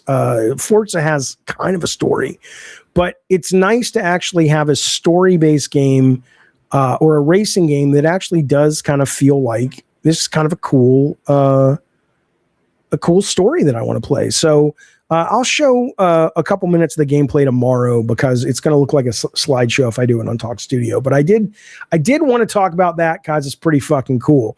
The other thing I want to let you know, and it's crucially important, is that Dill Danning is here. What up, Dill? What up, buddy? I think there's a delay because you're not using headphones. You there? I'm here. Yes. What's up? You there? Yeah, but there's a delay there. Yeah. If you call in, you got to have headphones. Otherwise, you'll be listening to the show itself, and that's not gonna work for us, pals. He's my best friend. He's your best friend. He's here. Yep. It's the Internet Hobo. Let's check him out. Driving down the road where you headed, you just don't know. But in the distance, you see insistence. His eyes are all aglow. You will stop, you will look, and why, you just don't know. But my friend, you've just encountered the Internet Hobo. Yes, indeed. Your friend and mine, the Internet Hobo. The problem, the Internet Hobo is a little upset today, though, because what he chose to bring today is not going to work for a lot of them because it is videos. So I'll show you. I'm going to, you know what? I'm going to have him come back tomorrow. Let me see if I can show. A lot of these are cool little snippets and trailers I want to show, but I can't. I owe you guys this jump scare, but I don't even want to show it on that. So here's what I'll tell you. Hello, Hector. Here's what I'll tell you. I will make sure tomorrow, they're not skin flicks, no. I will make sure tomorrow to broadcast or the next day on OBS so I can show you the videos and stuff because it's just too choppy. There is a heartwarming video of this guy who brings his PlayStation 5 in to be repaired. And it's so delightful and it's so wholesome. And even though, yes, most of today's show has been about why the console market is kind of crumbling, in my opinion, and why it will continue to do so if they don't make changes that address certain things, there are absolutely people out there, though, that still genuinely love their consoles and they love their PlayStation 5s. And it was so sweet to see this guy come in and really have his day improved massively by having his PlayStation 5 fixed. So I want to show you that video, or the Hobo wants to show you that. We'll bring that up tomorrow. But if anybody wants to call in, I have a few more minutes, but otherwise we're going to wrap up the show. I do want to remind you, if you're here and you have enjoyed the show, please give it a like. Please consider a membership. Please consider a subscription, a follow, or a super chat, or a super thanks, because that is how the show keeps going and how we make money here on this show and how I get to keep doing it. So please consider any of those things. I would really appreciate it. No Evil Eye says, most fun game you ever made is Calling All Cards. Used to play it with friends. We had a blast. I loved it too. The biggest mistake I made and the team made making that game was we didn't build enough depth in the defense. And so it felt very much to me like wonderfully sweet bubble gum, but it ran out of flavor really, really quickly. I don't need to repost the link. It's up. It's posted already. It's pinned to the top or the bottom of YouTube. And we just didn't. I should have built in a couple of defensive mechanics, but we just didn't think about it, and we just didn't know what we didn't know.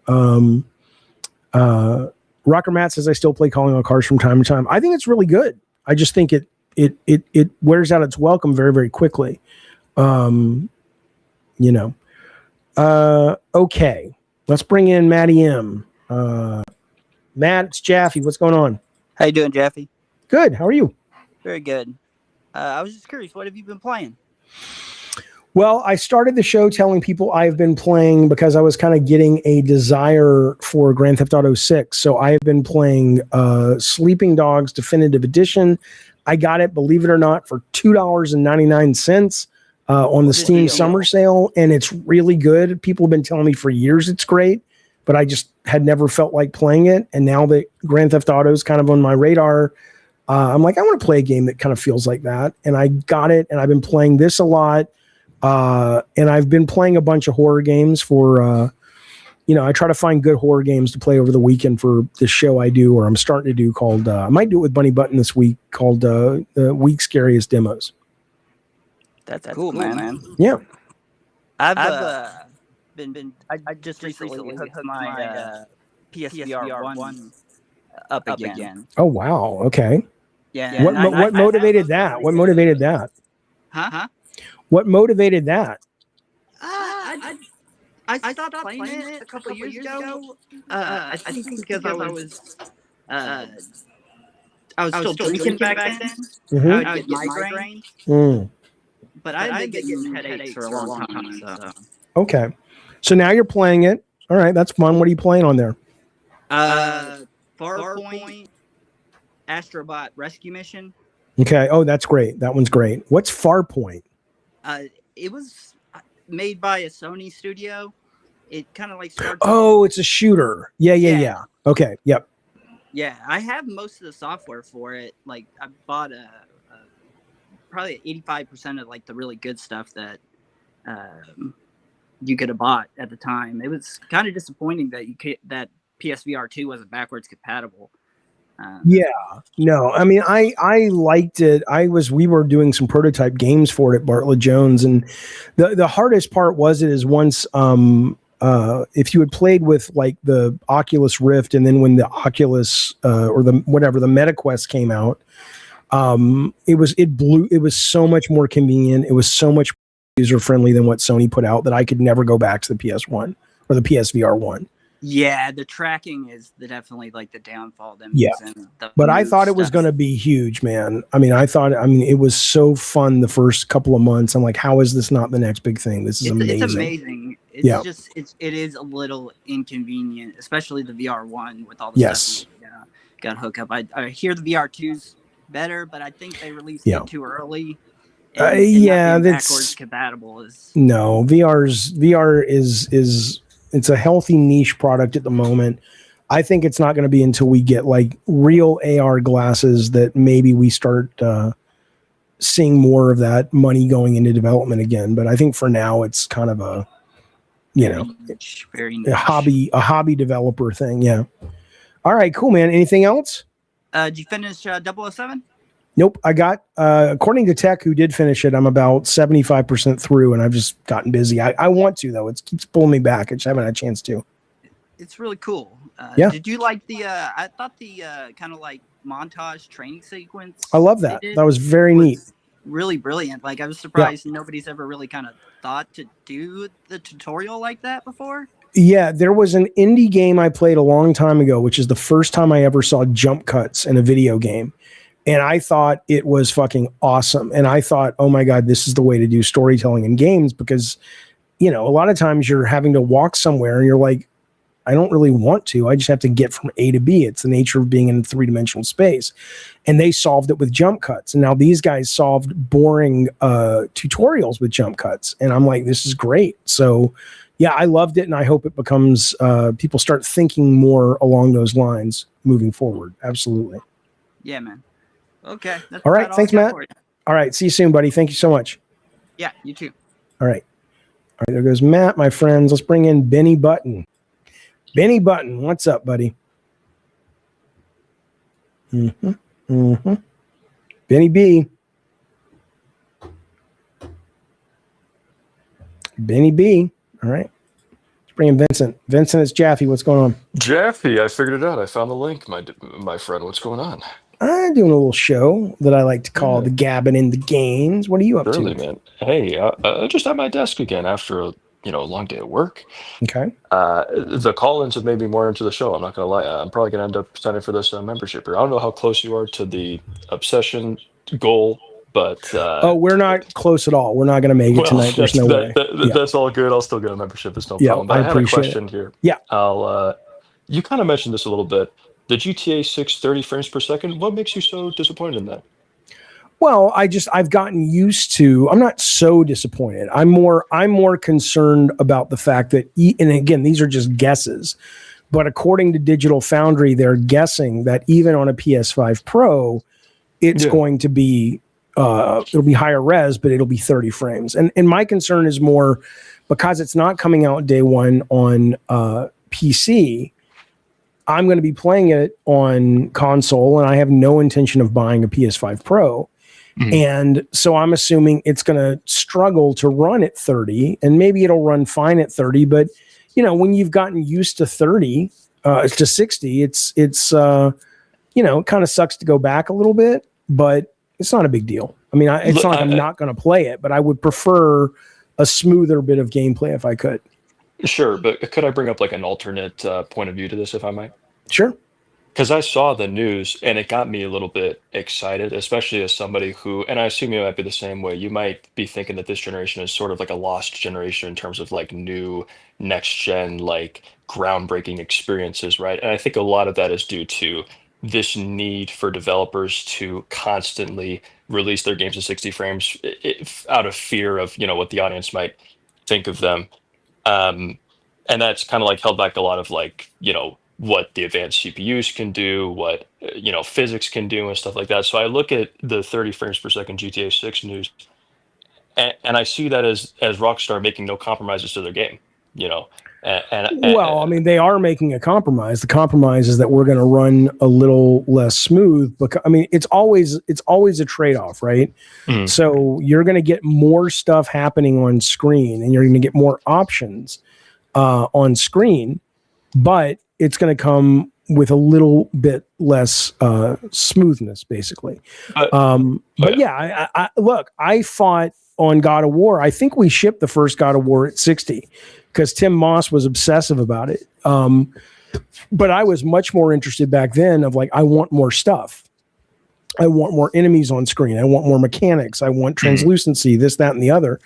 And it was a big reason we fought a lot on that game. So I see both sides, and I agree with you that it's nice that GTA 6 is like, look, we're not going to release a game that runs like shit. At least we assume.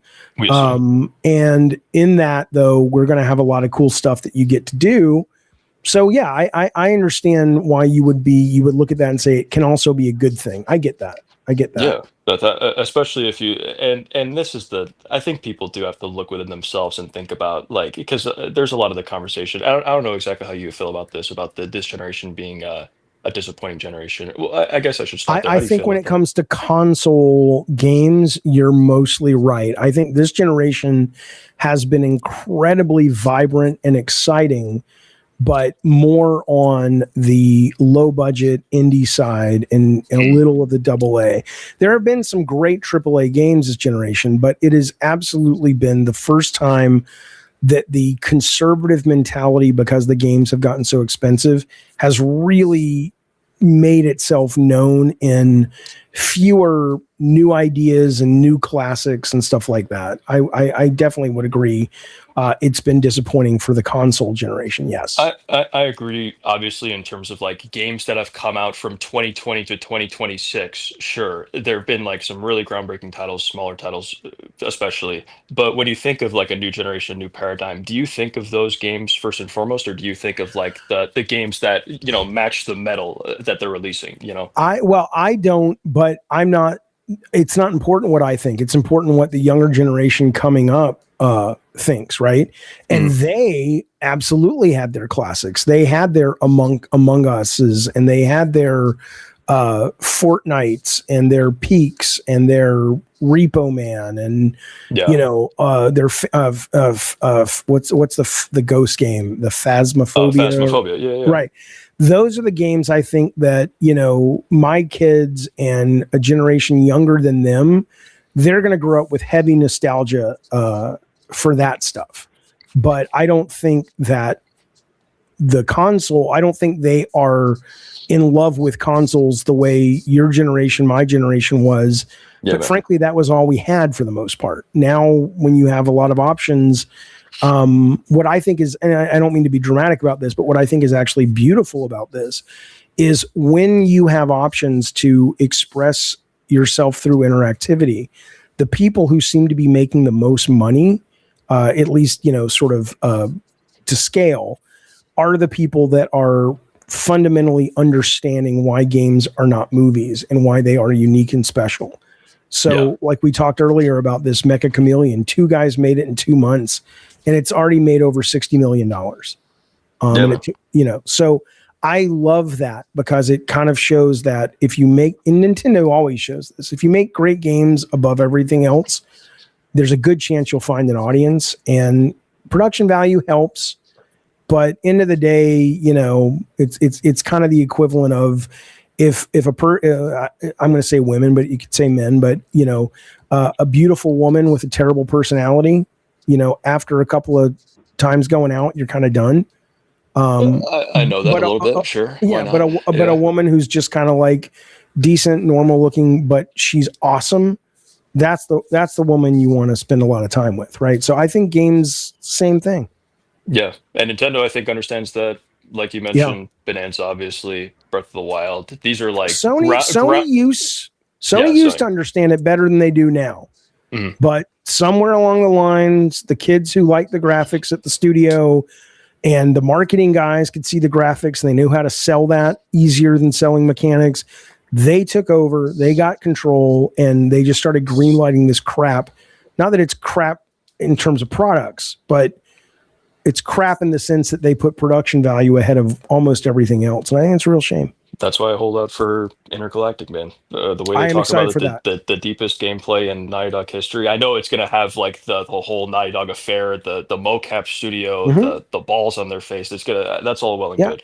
But if you can get both, that's even better. But I am excited for that. My favorite game of all time did come out this generation, and it's Elden Ring. That's right. Elden Ring is not the world's prettiest game. Crazy amounts. Right. It's not the prettiest game in the world, but it's a fucking bucket load of fun, man. It's so interesting. So I still got to get back to it before the movie, but I appreciate it as always. Good, sir. See you, buddy. Thanks, Vincent. Yep. See you.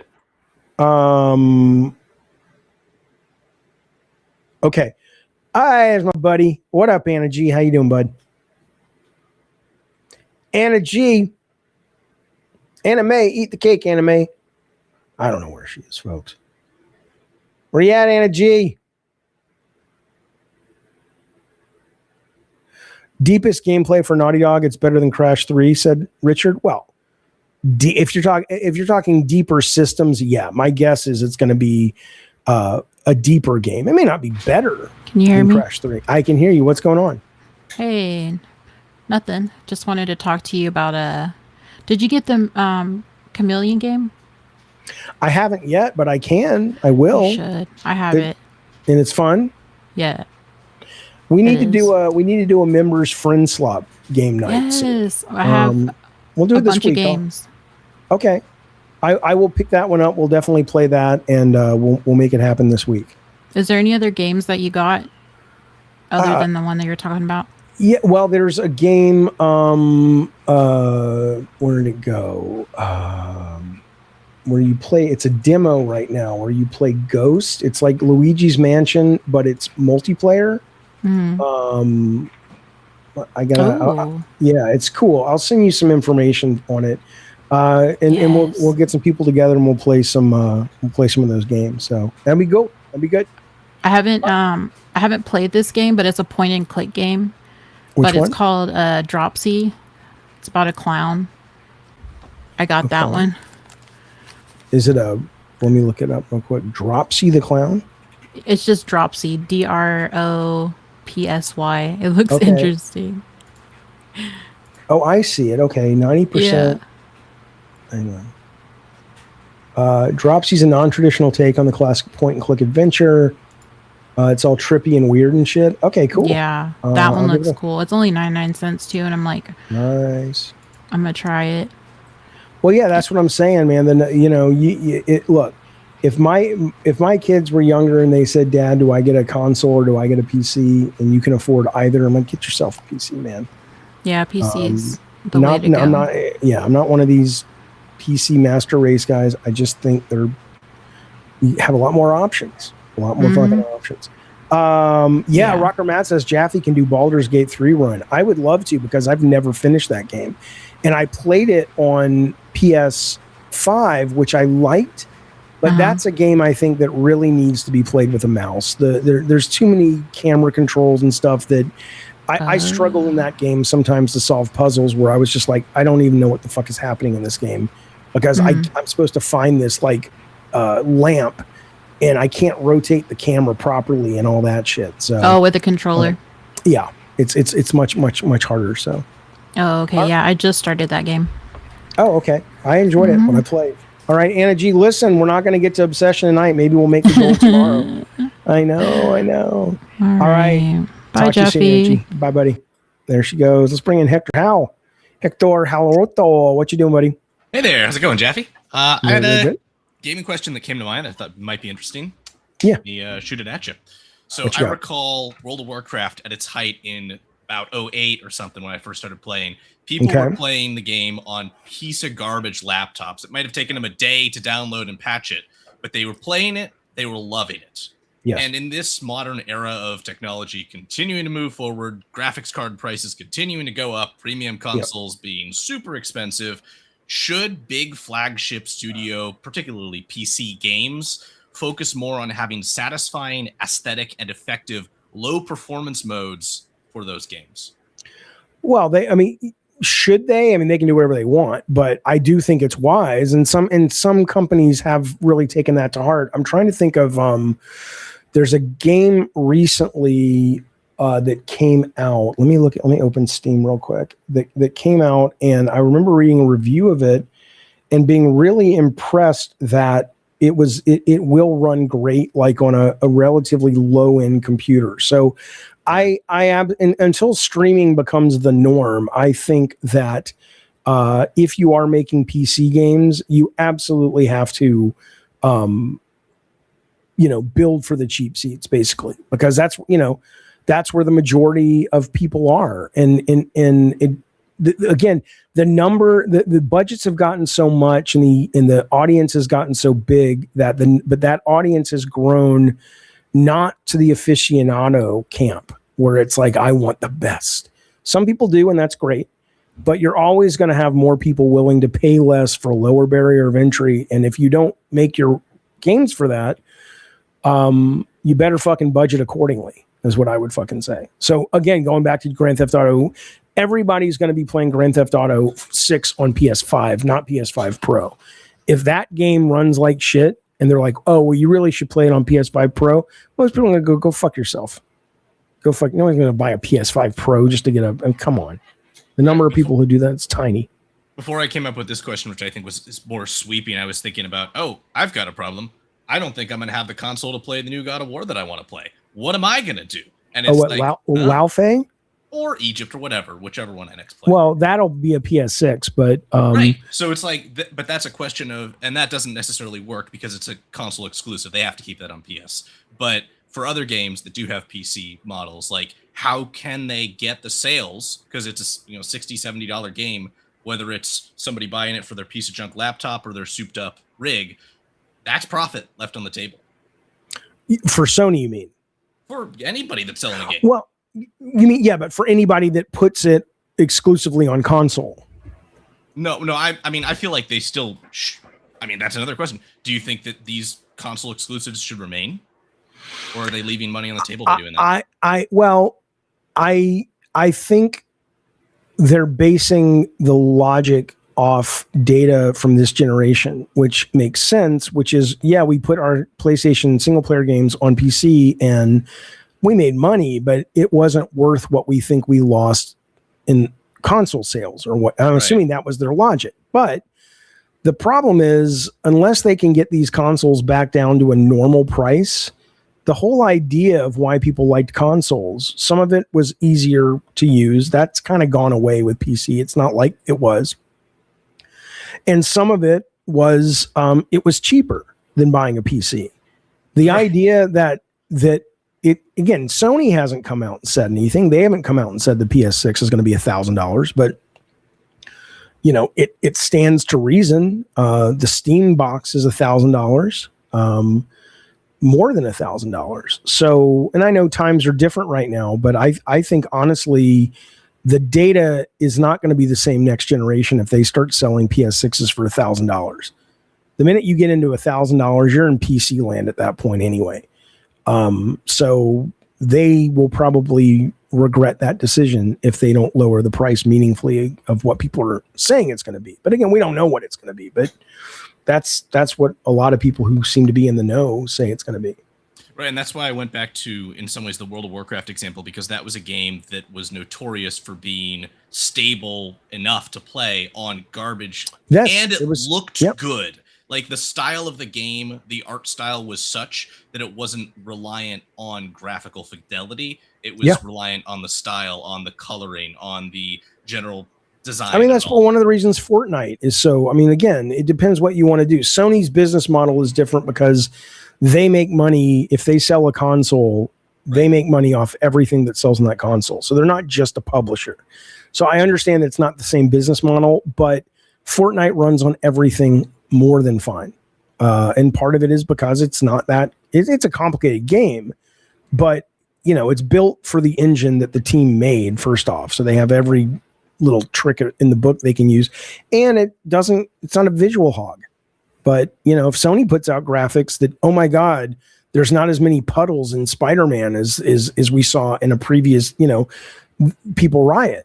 So Sony hasn't built that muscle in a long time, which is their gameplay is first and foremost. It's now all about the graphics. You know, there was a guy in the chat earlier tonight saying, I was showing him the visual of that dinosaur friend swap game. And he's like, why would I want to play this looks like it came out in 2000. I'm like, if the only thing you judge games on is based how they look, that's fine.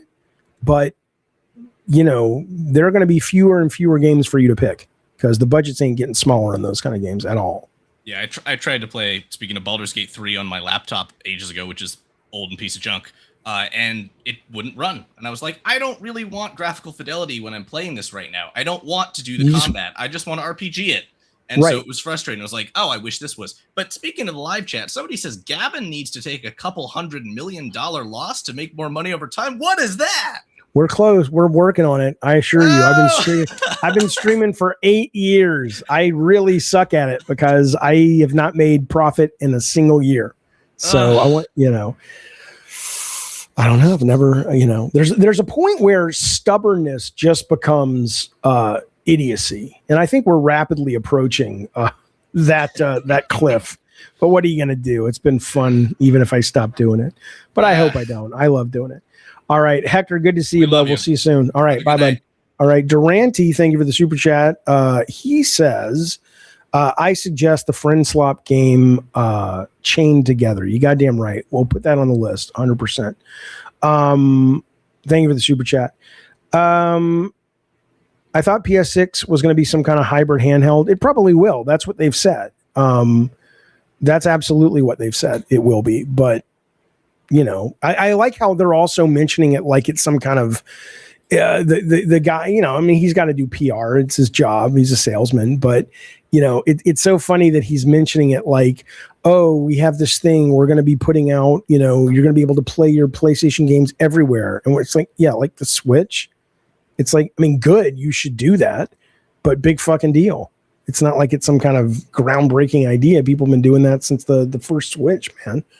I want to say thank you very much to Maddie M for the sparkles and Game History Explained for the sparkles and the press F and the 6-7. Thank you guys for all of that support. Really, really do appreciate it very, very much. GeForce Now, baby, says Gun. You goddamn right. $20 a month is better than dropping $5K for a new PC. Yep, 100%. 100 goddamn percent. GeForce Now is the shit. I might be wrong, but Nintendo and Iwata was absolutely correct in the end. I agree. I mean, I've always agreed. You know, I used to want to make movie games, but once I made one, I realized this is not the way. Yeah, no, I totally pray at the altar of Iwata and Miyamoto. Not to say that I love all the games Nintendo makes. I don't, but they start with mechanics. Everything comes from that. If you ever want a great example, listen to their conversation about what's it called? Splatoon. The idea that Splatoon, all of the conceptual parts of Splatoon came from the mechanics, like the octopus girls. Nobody came into work and said, I have this idea about a story about octopus girls. No, they had an idea about painting the environment, and if you basically did something, you could travel faster in the environment, and that gave birth to the squids and all of that stuff, right?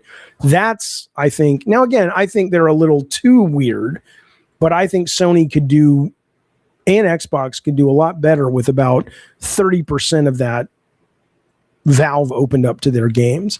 But, you know, what do I know? Vincent, welcome, buddy. Thank you so much for joining the Diet Soda Soldiers. We really do appreciate that. Thank you for supporting the show. Thank you, Gunmetal Jacket, for sending Flow State for 200 jewels. Thank you, Miss Anna G, for sending a gifted membership today. 2 of them. Thank you so much, buddy. We appreciate it. Do you have any stories? Says Real Blind Eye. He's been a member for 15 months. Thank you, bud. Do you have any stories from filming the cutscenes in Twist Metal 2012? Any tips for filming on a green screen? Well, what do I know about all this stuff? I can tell you, Alex, yes, your super chat. Will I be playing Halo Campaign Evolved? Absolutely, 100%. Thank you being a member for 27 months, Father Alex. We appreciate it. So let me put that up real quick. Okay. Do I have any stories from filming? So I can tell you one thing. I can tell you that I hired a co-director. So I wrote the stories myself. And I did some of the storyboards, but I did not do any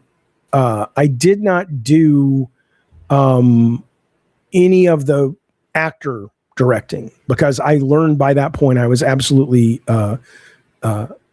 rubbish at that, right? So eventually you start to learn, I'm good at this, I'm bad at that. Don't ever do that again unless you can somehow miraculously get good at it.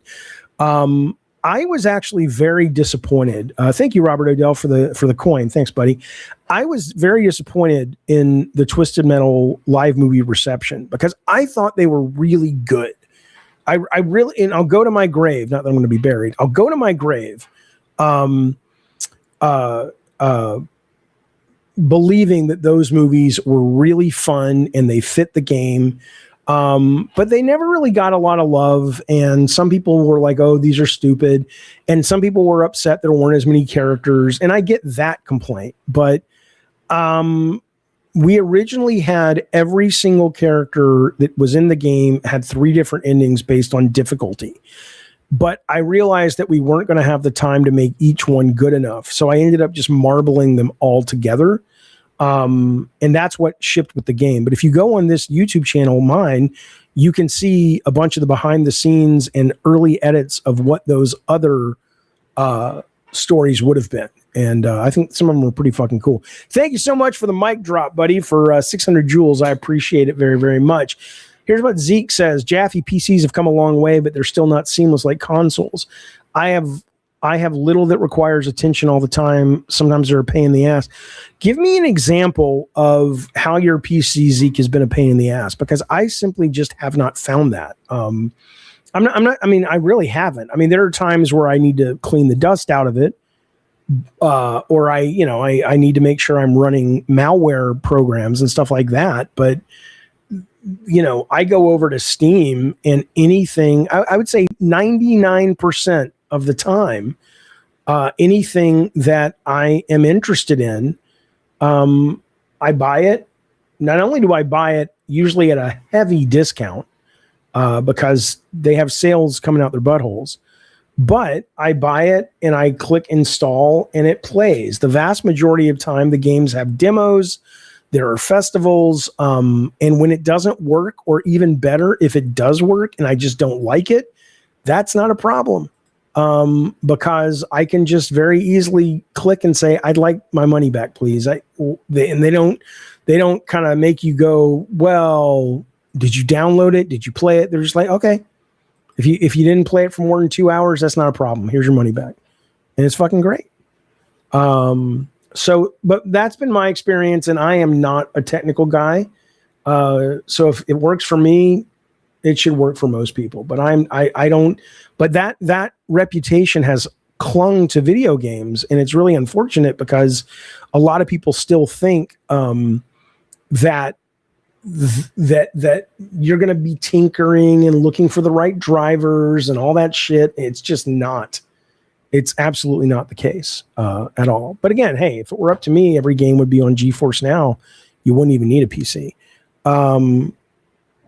Example, says Zeke, my console keeps switching from primary graphics card to your console. You mean your PC?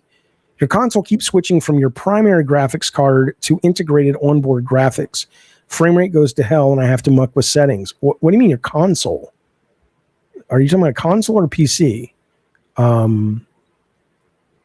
Never mind the dumb BIOS thing you have to set up to play online.